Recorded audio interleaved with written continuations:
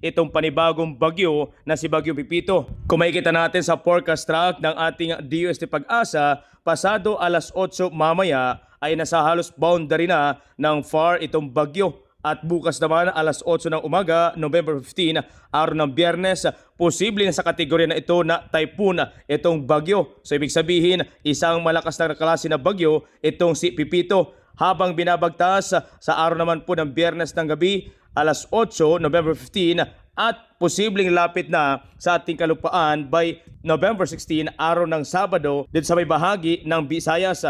Kung makikita natin sa forecast track ng ating Pag-asa ngayon ay bahagyang bumaba ang kanya pong direksyon kumpara kahapon. Bagamat ganitong style pero medyo bumaba ng bahagya. Ito po yung halos kaparehas na track ng ating pong DUST Pag-asa. So kung titignan natin yung magiging movement ng bagyong si Pipito, papalapit po ng ating pong teritoryo o partikular sa ating pong kalupaan. Sa araw nga po ng Biyernes, halos unti-unti na itong medyo magpapaulan sa ilang parte po sa part ng Visayas at bahagya sa may part ng Mindanao. Then sa araw po ng Sabado, dito po natin makikita na halos malapit na po yung sentro nitong bagyo. Kung sakali na ito po ay hindi magbago, mag-ingat po sa mga residente o malapit na mga lugar sa area na ito na ating pong pinapakita sa inyo. Pero sabi nga natin, maging sentro man o hindi, makikita nyo po sa gilid na bahagi yung wave na posibleng makaranas na matindi rin pong mga pag-ulan. Okay? So ngayon, tingnan natin, by Saturday, alas 5 po ng madaling araw,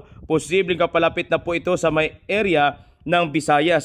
So sa lugar na ito, no, sa ating mga kabayan, abay dapat nakapaghanda na ngayon pa lamang. So area po ito ng Tacloban, parte ng Calbayog area. So yan po yung mga lugar sa Katarman, ang Palapag, Dolores, Burungan, Balugan, itong Calbayog. Bagamat makikita natin dito, bagamat hindi sila ang magiging sentro, pero kita nyo po kasama sa wave halos pati ang Tacloban area. And then, dito naman po sa may part ng Bicol region, halos sakop din. Bagamat kung makikita nyo yung Mobo, San Fernando, itong Karamuran, part ng Daet, ang San Andres, malayo po sa pinakasentro. Pero sakop po siya. Ibig sabihin, sa lawak po o lakas